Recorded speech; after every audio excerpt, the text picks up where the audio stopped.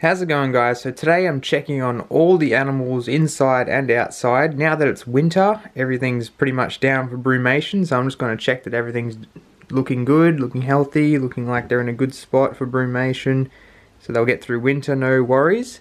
So we're just going to have a quick look at all the animals, and I'm just basically just going to show you what it looks like to see your captive reptiles brumating, basically. So let's get into it. So this is of course my mountain dragon enclosure, and as you can see, there's no mountain dragons to be found. They've all buried down and are hiding somewhere in the enclosure. I know where one of them is, so we're just going to have a quick look to make sure he's doing alright. Let's open this up. If I can reach, he's down here in the front corner. If I move these leaves, hopefully you'll be able to see him. There he is there. Hopefully you can see him. There he is, that's one of the little mountain dragons. That's his brumation spot. As you can see, he's all curled up, buried down a bit, hidden himself under the leaves. And yeah, he looks good. He's looking at me now. He's probably not too happy I've disturbed him. That's basically how they are. I know some of the others have really buried down somewhere under the rock pile or something like that. I've seen a few of them come out now and then for some extra warmth and then gone back down. So that's the only one I've been able to find, but the other 4 of them are completely gone. They're probably right under the rock stack, to be honest. But yeah, that's the mountain dragons, and that's what it looks like for a little dragon to be down in brumation. So while we're on the topic of dragons, this is of course my pygmy bearded dragon enclosure. I've got all the lights off in there now, because this one's been down for quite a while. And I gave it 2 hiding options, as you can see here. Here's one hide, the other hide's up there on the warm side. So I gave her 2 options to go and bury down in, whatever. She chose the cold side, not surprisingly. And from there I've just turned the lights off and she's just sleeping under here now. I will show you. There she is there, just completely in another world basically. Yeah. She was actually like not under the soil that much. So I just buried her every bit. I do that every year, but yeah. There she is there. I don't want to really annoy her. But she's just, yeah, completely off in another universe.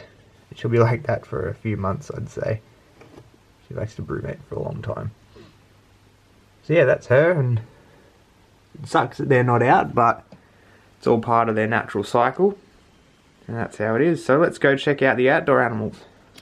I'm a little bit off topic, but when it's a nice sunny day still here in winter, I get some of the younger animals, blue tongues, out for some sunshine, because it's really good for them, especially these western blueies. Really brightens up their colours. So yeah. So here we have some of the outdoor blue tongue hutches, and surprisingly one of the blueies is actually out. Right, there's one of the blotched blue tongues at the back there, getting some sun. And that's the thing about brumation with reptiles. What makes it different from hibernation in other animals is that if it's a warm day, nice and sunny, they can still come out and enjoy it. Get any additional extra heat if they so choose, and then once it gets cold again, they'll go back. So that's pretty cool. Let's check out some of the other ones, see what they look like brumating. So here we have one of the favourite blue tongues in the collection by most people. The envy of a lot of people around the world. Here we have, of course, Mr. Crowley, the black blue tongue skink. And so yeah, just over winter have them set up like this, nice dry insulated box filled with this sugarcane mulch that they can bury right down in and get out of the elements. There he is, he's doing fine, he's just all curled up, he's not happy. I just woke him up. But yeah, they'll just sit there like this throughout winter, just conserving their energy and handling the cold. So I'll cover him back up, make sure he's nice and snug,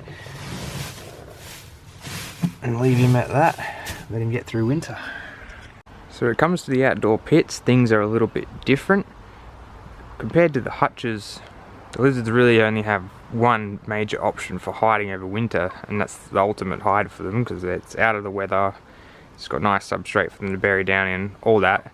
It's a bit different out here in these pits though, because they're a bit more exposed to weather. There's more hides, so they might choose a hide that's out here exposed to the rain, something like that. So what I got to do in these enclosures is make sure all the animals are up in their boxes where it's most secure for them, and so they don't really have any issues. And we have another blotchy out up here. The original blotchy actually, there he is. Hopefully you can see him sitting right in front of the hide. See any sort of sun, they seem to come out, especially the alpine blotchies, because they come from areas where it snows, so I guess the winter up here isn't that difficult for them to handle. So there's one.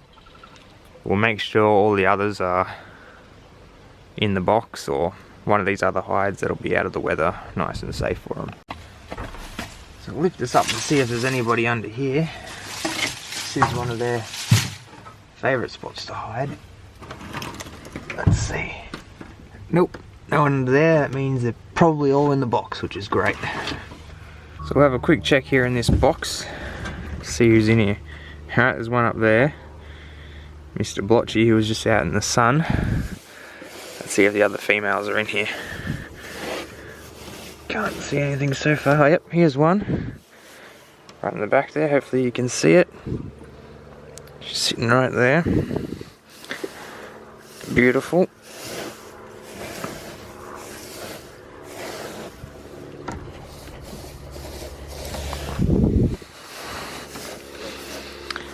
And I don't think the other girl's in here, so we'll have to find her and chuck her in. Alright, so I just found her. She was actually sitting underneath the box, because the box is actually raised up on these things here. So she's buried down underneath that. And this is a pretty safe spot for her, but it's still not as closed up as the box, and you could still probably get a little bit of rain or just dampness here, so I'll move her into the box anyway just to be safe.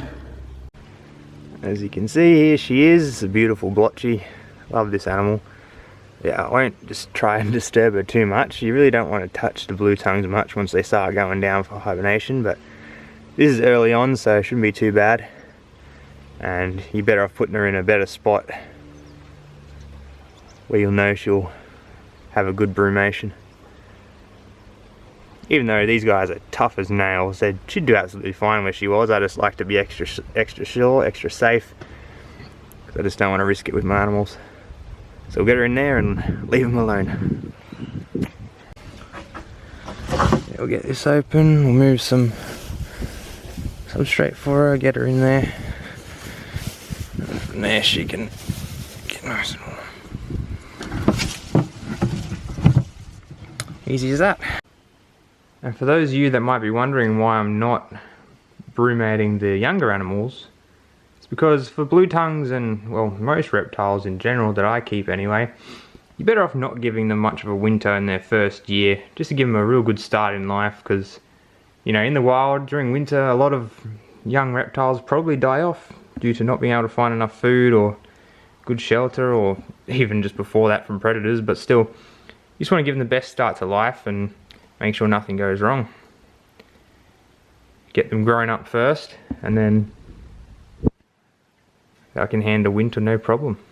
And as far as brumation goes for the Boyd's forest dragon, there really isn't much of a brumation for these guys. They basically just sit on their log for days, weeks, whatever they need. They just basically sit there on their log and don't really move, don't really do much. That's basically all the Boyds do over winter. They still feed and drink and whatnot, but they're just a real slowed down version of an already pretty lazy animal. So this is basically what they do all day, just sit in the one spot, rarely move that much unless it's a bit warmer or giving them food. And yeah, that's about it. So thanks for watching, guys. Let me know how your reptiles are doing over brumation, or how you keep yours over brumation. Leave any comments below on any future videos you'd like to see. Make sure you subscribe if you haven't already. You want more reptile content from the land down under, and I'll see you next time.